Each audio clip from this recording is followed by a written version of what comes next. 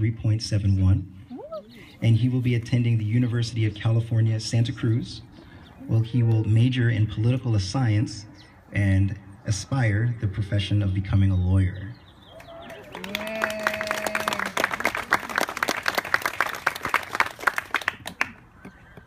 Now, again, these are mere highlights of people's stories, and it's really hard to grasp a sense of what people go through aside from what they're saying and what they're writing. And I was greatly moved by what Angel wrote in his essay and parts of his statement of just describing things. Angel wrote, "Every morning I wake up to my mother's heavenly voice saying, Angelito, ya levántate," meaning it is time to get up. He smiles, he looks at the ceiling and thanks God and the Virgin de Guadalupe for another day. He looks at the clock half asleep and it's 5 a.m. and he realizes that it is Saturday. So he gets ready for work. How many of us can say that? When I hear my father say, "Ya vámonos, mijos, vamos a llegar tarde," that means we're going to be late. Hurry up and get in the car. That's basically what he's saying. He's got it right here. Hurry up.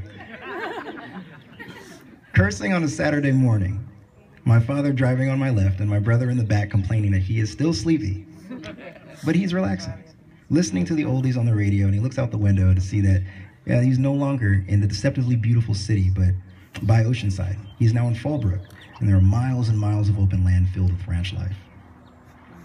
They arrive there, and regardless of the weather, they work as a team. His father explains the work that they have to do. The team picks, they pack, and they load the produce, and they never stop for 1 second, because the more they get done, the more produce will sell. Right? And anxiously he waits for his father's chiflada, or whistle, letting them know that they can eat. And he washes his hands, he sits down, and opens his lonchera, right, hoping that his mom packs something other than the usual rice and beans that he can eat. More importantly, he listens to the other stories of how they risk their lives crossing the border in order to get a source of income. A dose of live stories in real culture. They work until about 8 p.m., putting in overtime. And it's all worth it, because when he comes home, he sees his mother and his sister smiling, warm faces greeting him, relinquishing him of all his financial burdens and the fears. And he knows that he is a seed from the Aztec land. And he works, knowing that the grievances will one day vanish, and he will live without having to worry about overdue bills. In his essay, Angel wrote, "The legacy of a leader looms in the memories of those they fought for." Martin Luther King Jr. passed away, but his sole passion and dedication for his dream has lived on in the memory of those he's enlightened, and I found that to be prolifically true. In his barrio, the long wailing screams of police sirens, the drilling of the ghetto birds, and the ear-splitting bang of gunshots pierced the stillness of the night. And in that entire abyss of darkness, he found the illumination at the Club Crown Heights after-school program, where many at-risk youth like him attend every day in an attempt to escape the horrors of the gangs that lurk outside of their doorsteps every day. Ever since the age of 8, he had been attending Club Crown Heights and getting involved in things like the Breaking Barrier Project and Project Reach.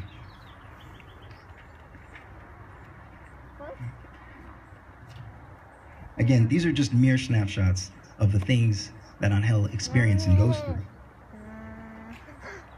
And when asked to identify his greatest accomplishments, Angel wrote, "His biggest accomplishment in life is the fact that he would one day be the first in his entire family to graduate with honors and attend a 4-year university. Additionally, he will be the only one who has ever been affiliated with the Center Street Gang who will graduate with honors and will attend a 4-year university." Not a lot of people can say that. Let's put a little positivity on that perspective, shall we? That's right. And when asked what he likes to do in his spare time, Angel wrote, "For the most part, I'm always attending Club Crown Heights after-school program. When I'm not at the program, I'm playing soccer or doing community service, or working." And when asked to identify his role models, Angel wrote, "My role models are my father and Barbara Moreno. My father has done everything to provide for us ever since we came here, and he has broken his back for us. Barbara Moreno has been there for me my entire life, and she has mentored me and has cared for me as if I were her own child. Angel is the recipient of a $1,000 scholarship.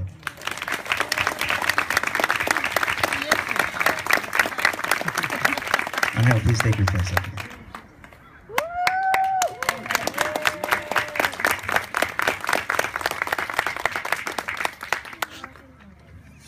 Good evening. First of all, I would like to thank the MLK Scholarship Foundation and the City of Oceanside for making this possible. Like you said, in my part of town, the long-wailing screams of police siren, ear-spinning, drilling of the ghetto birds, and ear-spinning bangs of the gunshots pierce the stillness of the night. I am known as Little Turtle, and as a youngster, I followed the footsteps of my older brother, more commonly known as Turtle, because at a young age, he began to hang out with all the homies, posting up on the street corner and wreaking havoc in the streets. Sadly, I lost two of my really good friends to the gang violence.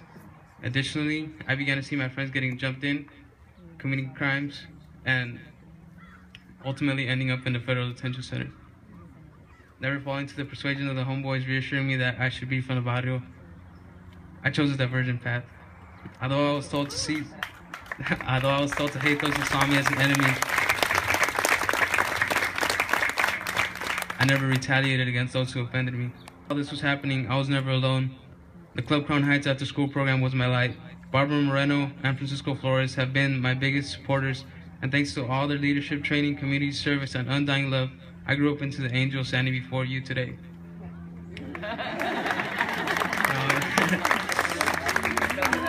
All my accomplishments are from my family, my carnales, and my neighborhood. I would also like to thank the AVID program, especially Ms. Farquhar, Ms. Bray, and Ms. Miller. My dreams and aspirations revolve around my ambition of becoming an immigration lawyer. I will help those who have unwillingly been victimized by attorneys and robbed for their fear of being deported. I am Angel Ortiz, and whenever I go, I will represent Crown Heights neighborhood. For it is my home, the people there are my family. Thus, my ongoing strive for success will never come to an end, as I will continue to reach my goals, and I will never forget where I came from. I will be the first in my entire family and the first from my neighborhood to graduate with honors and attend a four-year university. For in the fall, I will attend the University of California, Santa Cruz, and pursue a degree in political science. Thank you.